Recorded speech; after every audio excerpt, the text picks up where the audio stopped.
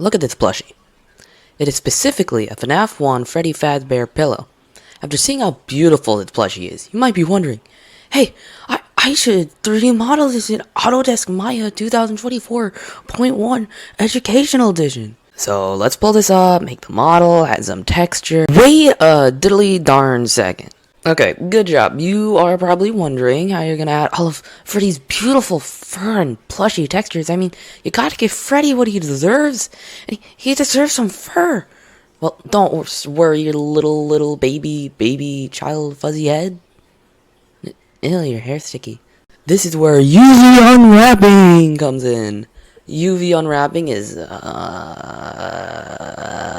when you turn that 3D object into the not 3D plane and into a 2D image of the UV editor so you can put any texture you want on it. Like these. Wow. But if you couldn't follow any of that, it's like you flatten out 3D mesh so you can put textures on it.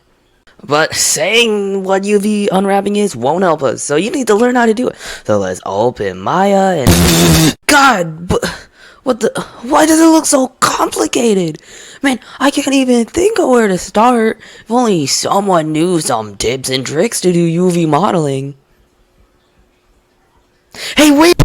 Okay, so first we're gonna look at the top right corner of your screen.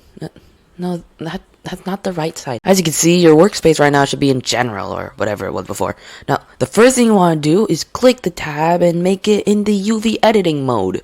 You'll know it's working when one side of your screen displays the modeling and the other side of the screen displays the UV editor because it's UV editing mode. It's not that hard. It's not that hard to explain. So let's click on one of the object, like the cube right there. Now on the right side of your screen, you should see the cube, but now unfolded, kind of like origami. Okay, now we're going to turn on some settings, so then your workspace is a bit easier. Go to the top of the UV editor, turn on the photo icon and grid icon. You'll know it works when a colorful block appears with text. To make sure it looks a bit prettier, make sure these settings are checked in your checker map options. And like magic, the UV map should appear on the mesh on your right. But sadly, we're not done yet. To make the modeling easier, find a good angle for your mesh, maybe facing the front, back, wherever you want it to be. Select the object in object mode, then go to the UV editor and press create, then camera based. If it worked correctly, now your UV editor and the mesh should look similar. Next, turn on face mode by holding right click and select all faces of the cube. After they are selected, press create, then automatic. Then it's done! Now before we continue, your model might be a bit more complicated than a Minecraft dirt block. So selecting sides will be a bit more complicated. For this, you're just gonna need all the flat surfaces, not every single surface. If you're checking in face mode, there's so many faces to select. What do you do about it? Whoa, what happened to my... Don't worry, your little baby child. Dark magic dicky. There's an easy way to solve this. So first, just hold right click, hold control and right click, hold control and right click, not in the UV map, and not in UV mode. Select boundary constraints, set that stupid map term angle to 30 and presto! Now it's easier to select the slides. Yeah. Yep. So now that all your slides have been collected, select the surfaces you didn't select before, aka the non-flat ones, and press create automatic. To make sure that your brain doesn't have a power outage getting all these UV shells, use the isolate tool near the top of the screen. If any of the parts are disconnected, use the stitch tool to stitch them all together. Turn on edge mode, select all the edges that need to be put together, then go cut, sew, stitch together. Then yay, they are all together!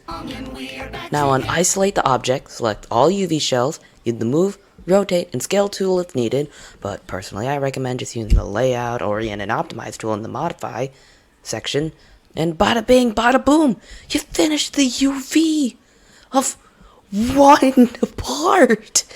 Wake up, Scrumblow! You're not done! You have to do the process I just told you for every single part of your model. Now, this might seem a bit annoying, but if you really want to save time, just copy and paste by using the clone option for some of your objects if you just duplicated them anyways. It'll leave the UV shell, and you'll have less work to do. But, you're gonna have a lot of work to do anyways. And done! You did it! Good job. Here are some videos that I learned from. The links are in the description. Here's a photo of my favorite Amori character. And, yeah. Also remember, if you fail this, you're upsetting Freddy Fazbear.